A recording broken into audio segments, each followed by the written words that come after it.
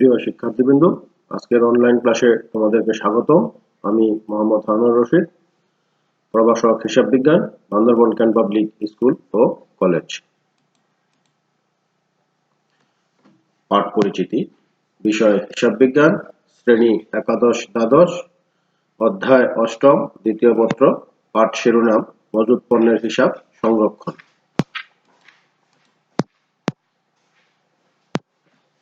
আজকে আমরা যে অঙ্কটা সমাধান করব তার উদ্দীপকটা একটু দেখে নিই। সালমা কসমেটিক্স এর কারখানায় একটি গুদামে 2014 সালের জুন মাসে কাঁচামালের আগমন ও নির্গমন নিম্নরূপ। জুন 1, প্রারম্ভিক জার 1000 একক, প্রতি একক 10 টাকা করে। জুন 7, ক্রয় 500 একক, প্রতি একক 9 টাকা করে। জুন 12, ইস্যু 700 একক। জুন 14, ক্রয় 300 একক, প্রতি একক 8 টাকা করে। জুন 20, ইস্যু 800 একক। জুন 30, ইস্যু 300 একক। প্রশ্ন ক, মোট ক্রয়ের পরিমাণ নির্ণয় করো। প্রশ্ন খ, ফিফো পদ্ধতিতে মাল খতিয়ান প্রস্তুত করো।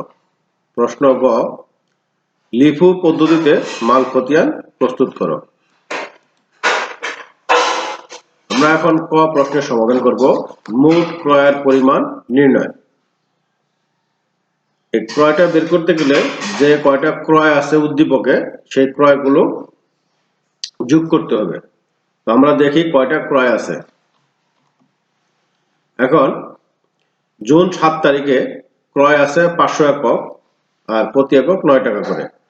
আর ক্রয় আছে 14 তারিখ, জুন 14 তারিখ 300 একক, প্রতি একক 8 টাকা করে। এখন আমরা দেখি মূল্য কত হয়।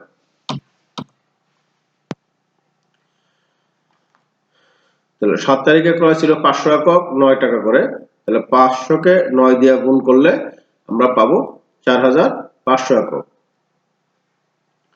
আর জুন 14 তারিখে ক্রয় ছিল 300 একক আর মূল্য ছিল প্রতি একক 8 টাকা করে। তাহলে 300 কে 8 দিয়ে গুণ করলে আমরা পাবো 2400 একক। এখন 4500 টাকা এবং 2400 টাকা যোগ করলে আমরা পাবো 6900 টাকা। আর একক যোগ করলে পাবো 500 যোগ 300 সমান 800। তাহলে মোট ক্রয়ের পরিমাণ একক হলো 800 একক আর মূল্য হলো 6900 টাকা। এখন আমরা খ প্রশ্নের সমাধান করব। একটা মাল খতিয়ান। মাল খতিয়ানের ছকটা তোমরা আগে দেখেছো। সালমা কসমেটিক্স লিমিটেড এর মাল খতিয়ান ফিফো পদ্ধতি। আর বাম পাশে থাকবে মালের বিবরণ, অর্থাৎ কোন ধরনের মাল, মালের কোড নং, বিন নং এবং স্থান।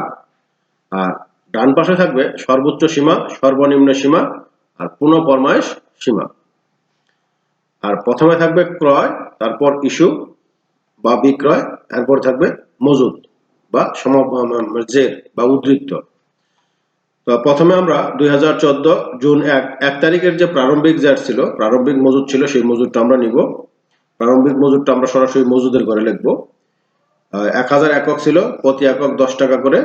তাহলে 1000 কে 10 দিয়ে গুণ করলে আমরা পাবো 10,000 টাকা। এরপর 7 তারিখে ছিল ক্রয়। ক্রয় ছিল 500 একক, 9 টাকা করে। তাহলে 4500 টাকা। এখন যেহেতু ফিফো পদ্ধতি, তাহলে প্রথমে যে মালটা ছিল 1000 একক আর 10 টাকা আর 10,000 টাকা, সেটা প্রথমে মজুদের ঘরে প্রথমেই বসবে। এরপরে যে মালটা ক্রয় করা হয়েছে, ক্রয় করার কারণে এই মালটা বৃদ্ধি পেয়েছে, মজুদ মাল বৃদ্ধি পেয়েছে, এটা আবার নিচে দিয়ে লিখতে হবে। অর্থাৎ প্রথমে যে মালটা জেড ছিল, জেডটা নিয়ে এরপরে নতুন যে মালটা ক্রয় করা হয়েছে এটা তার নিচে বসবে। 500, 9 টাকা, 4500 টাকা। এরপর 12 তারিখ ইস্যু করা হয়েছে 700 একক। আমাদের প্রথমে যেহেতু ফিফো পদ্ধতি, অর্থাৎ ফার্স্ট ইন ফার্স্ট আউট, যে মালটা আগে আসবে সেই মালটা আগে যাবে। তো আমাদের এখানে যদি 700 একক যেহেতু লেখা আছে, তা আমাদের প্রথমেই দেখতে হবে যে প্রথমে যে মজুদ একক আছে এটার মধ্যে 700 আছে কিনা। তাহলে আমাদের প্রথম মজুদ আছে হলো 1000 একক, তাহলে আমরা একবারে নিতে পারবো 700 একক। 700 একক আর মজুদ এটা হবে 10 টাকা করে, অর্থাৎ প্রথম মালটা আগে যাবে 10 টাকা, যেহেতু মালের দর ছিল 10 টাকা, সেই 10 টাকা লিখতে হবে। আমরা এটা গুণ করলে পাবো 7000 টাকা। এখন মজুদ থাকবে, যেহেতু আমাদের প্রথম মাল 1000 ছিল, এখান থেকে 700 একক ইস্যু করা হয়ে গেছে, তাহলে এখান থেকে থাকবে 300 একক, দাম যা আছে তাই থাকবে 10 টাকা, 3000 টাকা। আর নিচের যে 500 ছিল, অর্থাৎ মজুদ 500, এটাতে হাত দেওয়া হয়নি, অর্থাৎ এটা যেরকম ছিল এরকমই বসবে। 500 একক 9 টাকা, 4500 টাকা। এরপরে 14 তারিখ নতুন করে আবার ক্রয় করা হয়েছে 300 একক 8 টাকা দরে 2400 টাকা। এখন আগের যে মজুদগুলো ছিল এগুলো পূর্বের ন্যায় আগেই বসে যাবে, 300 একক, 500 একক, আর 10 টাকা, 9 টাকা, 3000 টাকা, 4500 টাকা। এরপর নতুন করে ক্রয় যেটা করছে এটা নিচে বসবে, 300 একক 8 টাকা, 2400 টাকা। এরপরে ইস্যু 800 একক, উদ্দীপকে ছিল ইস্যু 800 একক 20 তারিখ। আমরা উদ্দীপকে যদি দেখি 20 তারিখ ইস্যু ছিল 800 একক। এখন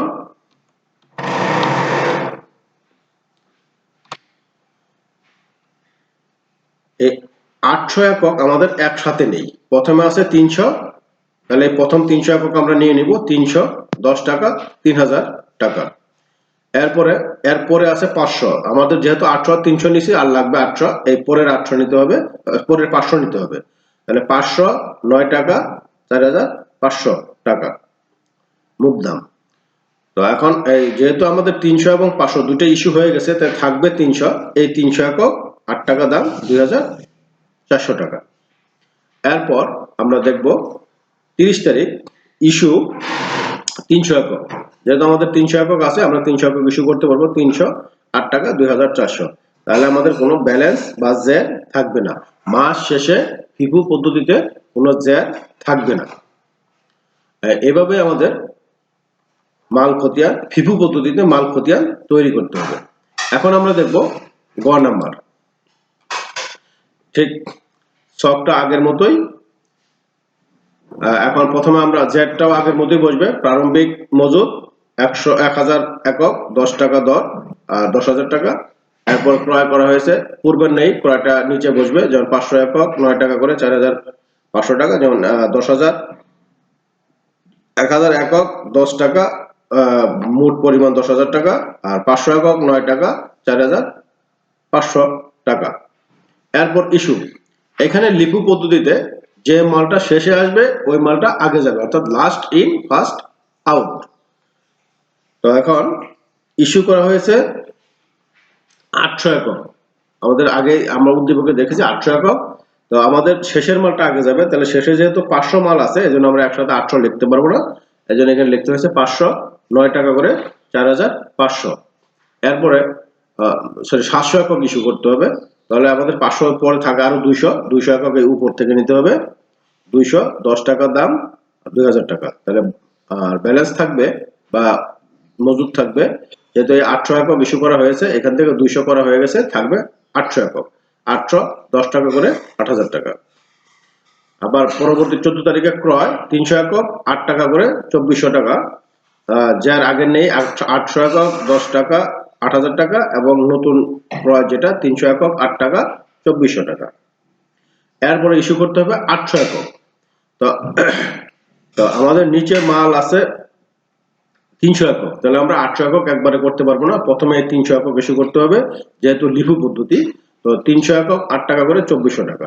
এরপরে বাকি 500 একক এই 800 একক থেকে নিতে হবে, তাহলে 500 10 টাকা 5000 টাকা।